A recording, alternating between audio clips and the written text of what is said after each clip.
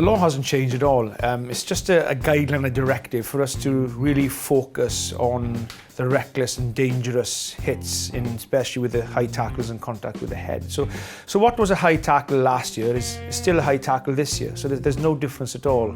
But this year, on and off the field, if you do tackle somebody recklessly, which means you knew there's an element of risk in making that tackle high, that you could have made contact with the head.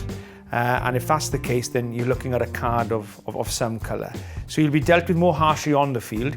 You'll also be dealt more harshly in the disciplinary afterwards if you get found guilty of a red card offence as well. A high tackle is when you tackle somebody above the line of the shoulder and around the neck. That's what a high tackle is, and that's what it's always been. So nothing's changed there. So if I come in and tackle somebody and I tackle him around here, now there are two reasons that can happen, and there can be two different outcomes with that. One, it's an accidental one. It's still a penalty, it's still high. But I could be 6'3", the guy with the ball could be 5'10.5", and he sidesteps inside me, and as he sidesteps inside, I catch him with a trailing arm with more of a reaction. So he's gone past me, and I catch him here as he goes past. So there's no force in my arm goes backwards. And it's more of reaction than a willful attempt to tackle him high. That has always been a penalty, and it'll always be a penalty this year. It's always high. If somebody comes in, and I just come running straight at this guy, so there's nothing that's caused anything to differ my actions here. I come into this guy, and I come in with a swinging arm, so my arm is with force, it's going forward. I come in, and I just wrap him around the neck like this. He's done nothing to alter my actions, pretty much. My actions are illegal. I've come in like this, right around the arm, and that's a straight red. And that has always been a red because there is force in that. It's illegal, it's force, and it's straight around the head. The other type of tackles you're going to see is you tackle somebody here, your arm comes up, goes off, no force, just a penalty. Same way you catch somebody here, or you come in and tackle them, and as I tackle them here, my hand goes up like this and over. It's always been a high tackle, it's always been a penalty, the same this year. The difference is as well then is what you do next. So I may catch somebody here. As I'm catching him here, he may dip a bit, my arm comes up here, and it just goes over him, fine. But then if I find myself up here, but then I continue to do something, I continue to pull him or to twist him to get him down, then that will take the sanction from a penalty, probably up to a yellow then, because you've done something else after you've landed up high, which you could have avoided. What the referee will need to take into account are as well the height of this player and why. So for example, if I go in to tackle this player, and I'm going in perfectly legal and I'm going in at a height to hit him here. As I'm going in to tackle him, this guy is ankle tapped, or he trips, or he's tackled just before me, and he now falls into me. So he falls into me now as I'm doing this, and I catch him as I'm doing a legal tackle.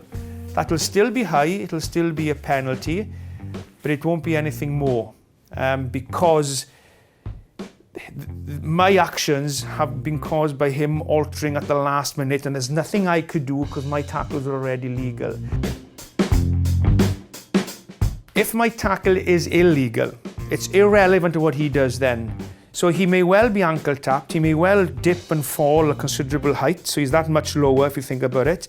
But my action is illegal. My action is coming in with a swinging arm, leading in with the shoulder into him, and as he falls, he now makes contact with my shoulder, and my shoulder makes contact with him, and this is going to be a red card, irrelevant of his height, because my actions are illegal. My actions are illegal anyway, and then that becomes a red card. If my actions are legal, we'll take into account the height difference here for whatever reason it is. The message really is, get your tackles lower, where if you were aiming for somebody here, you are risking making contact with the head, and you've got to take responsibility for your actions then. So the message is get these tackles lower. You need to start aiming from here down rather from this area up. Because if you're aiming for this area up and you're making contact with the head, you're going to be in trouble. You're aiming from here down, and then there are circumstances that cause contact with the head.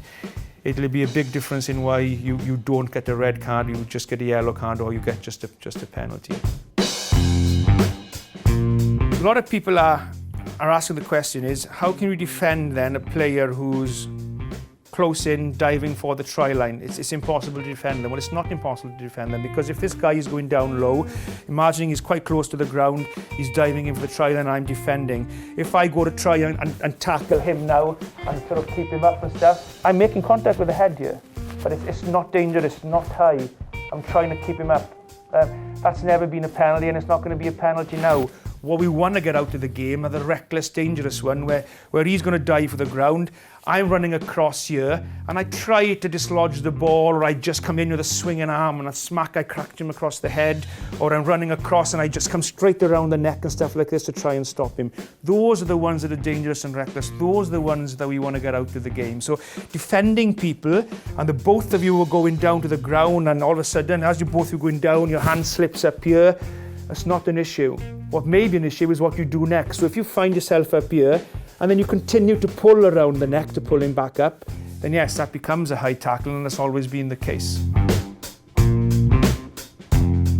You know, if you are going to tackle high in the Six Nations or in any other games, then you're going to have to be prepared to take the consequences, whether you agree with it or not. But I would think the majority of people, you know, would agree that we want to make the game as safe as we possibly can, and that's what these guidelines are there for. And we'll do our best as referees to make our decisions as accurate and as consistent as we can, and I'm sure the players will do their best as well in eliminating the element of risk if you are going to tackle high. I'm sure they will do their best as well in getting those tackles lower, so that we minimise the element of risk in making contact with the head.